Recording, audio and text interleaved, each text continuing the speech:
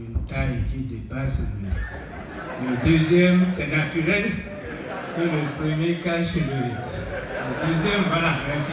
C'est bien dit. C'est bien dit, voilà. Merci.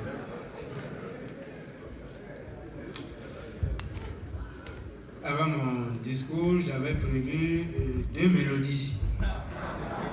Et mon frère m'a déjà aidé à vous offrir la première mélodie pour soutenir notre joie d'appartenir à l'Église, corps du Christ, dont chacun est membre à part entière et non membre entièrement à part. La deuxième mélodie, c'était sur la paix. Et nous savons que la paix est un don de Dieu qu'il faut savoir demander, qu'il faut savoir accueillir, qu'il faut savoir entretenir avec des pensées de paix, des paroles de paix, des actions de paix et des comportements de paix.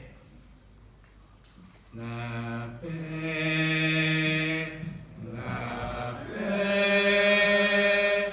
donne-nous, Seigneur, la paix, non pas celle qui vient du monde, mais la paix qui vient de toi.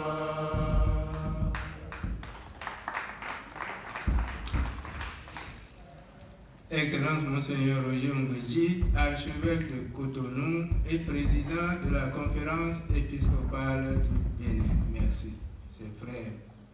Notre fraternité ne date pas d'aujourd'hui. Parler de la fraternité nous renvoie à ce que nous avons vécu ensemble à Adjatopa. C'était en 1978. On s'est retrouvés à Adjatopa. Et entre-temps, il m'a laissé pour aller se faire dominicain.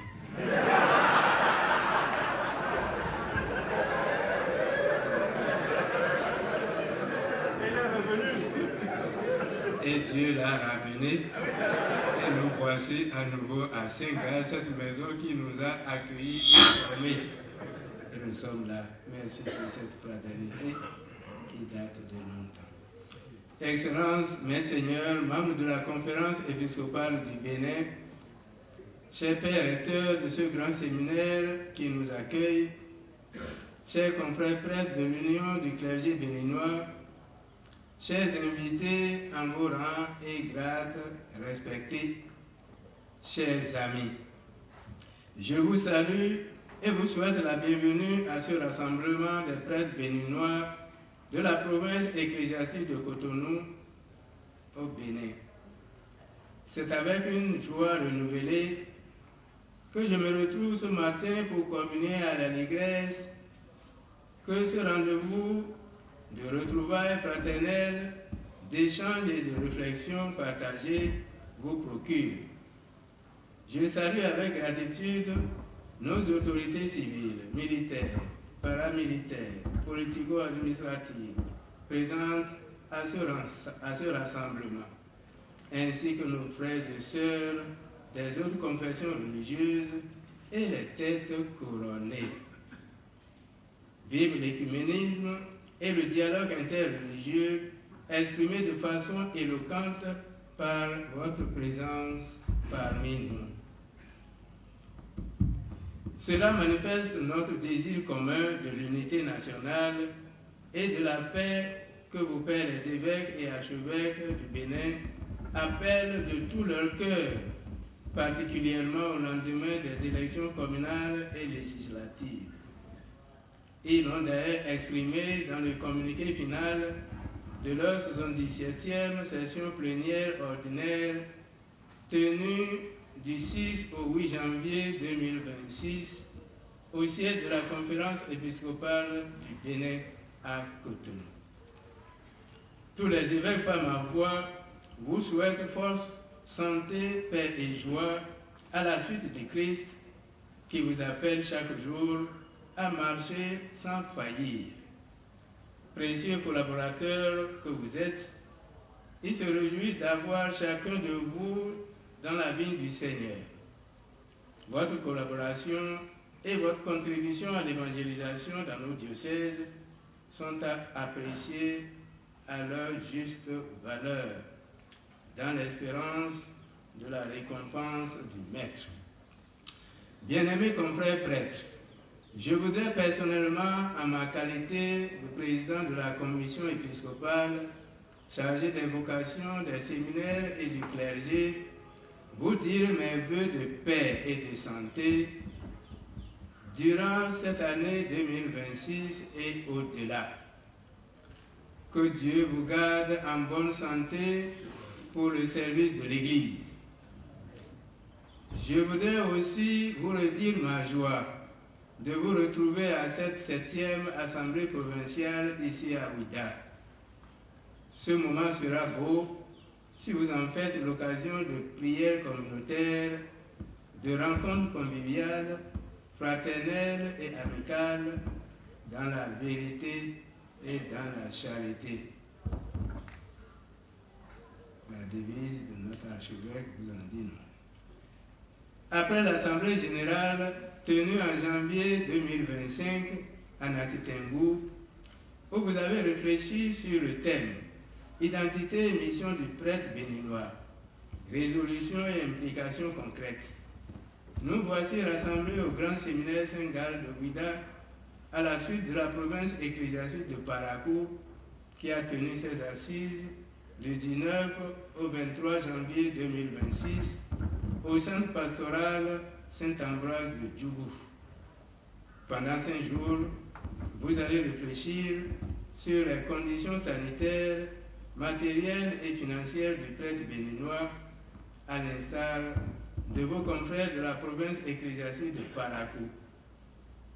Vous vous évertuerez donc à considérer objectivement les avancées accomplies et surtout à explorer les pistes de meilleures conditions de vie et de mission pour chacun de nous.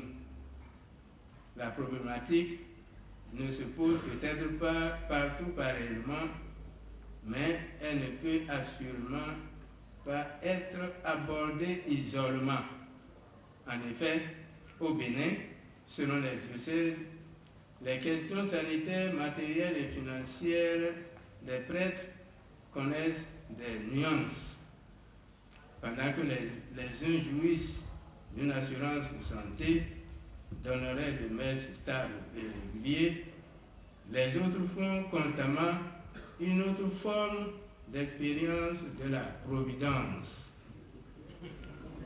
De vos regards croisés se dégagera l'expression de la solidarité et de la fraternité sacerdotale, car il ne s'agira pas d'aborder les questions matérielles et financières du prêtre béninois comme celles d'un homme quelconque, mais comme celles d'hommes béninois ayant fait le choix de suivre le Christ qui nous enrichit par sa pauvreté. Confère 2 Corinthiens 8, 9, et qui nous rappelle les exigences d'une vie engagée à sa suite. Les renards ont leur tanière, les oiseaux ont leur nid, mais le Fils de l'homme n'a pas où reposer sa tête. Matthieu 8, 20. Il est donc indispensable de rappeler l'aspect sacrificiel du sacerdoce ministériel. Toutefois, la réflexion sur la vie matérielle du prêtre béninois est plus qu'une nécessité. C'est une urgence. Vos pères les évêques se réjouissent déjà et souhaitent que cette 7e Assemblée provinciale soit une belle occasion d'en discuter afin de poser les bases sûres pour garantir une honnête subsistance des prêtres béninois. Voici ce que nous en dit le Code du droit canonique en vigueur. Et je je cite, « Les prêtres consacrent leur vie au service de Dieu en accomplissant la fonction qui leur est confiée. Ils méritent donc de recevoir une juste rémunération. » Canon 281. Et le Saint Concile Vatican II renchérit, et je cite, « Là où rien d'autre n'existe pour assurer une juste rémunération aux prêtres, faire le nécessaire pour leur assurer un niveau de vie suffisant et digne. » C'est à proprement parler une obligation pour les chrétiens, puisque c'est à leur service que les prêtres consacrent leurs activités. Presbyterorum Ordinis, numéro 20. Nous sommes donc tous concernés et nous avons le devoir de chercher et de trouver ensemble les voies et moyens pour la mise en œuvre des propositions issues de cette 7e Assemblée provinciale tenue dans les 2 provinces ecclésiastiques de Cotonou et de Parakou. Que les résultats de nos assises ne soient pas des documents de bibliothèque, mais des boussoles pour la recherche de solutions communes et durables. Chers confrères prêtres, chers amis, après avoir indiqué ces pistes de réflexion pour vos ateliers, je déclare ouverte la 7e Assemblée provinciale ici au Grand Séminaire Saint-Gall de Ouidah. Que cette Assemblée provinciale soit une réussite et soit porteuse de bons fruits pour notre Église Famille de Dieu qui est au Bénin. Avec ma communion priante en Jésus, Marie et Joseph, je vous bénis de tout cœur. Le bien à tout le monde, le mal à personne. Le bien à tout le monde, le mal à personne. Je vous remercie.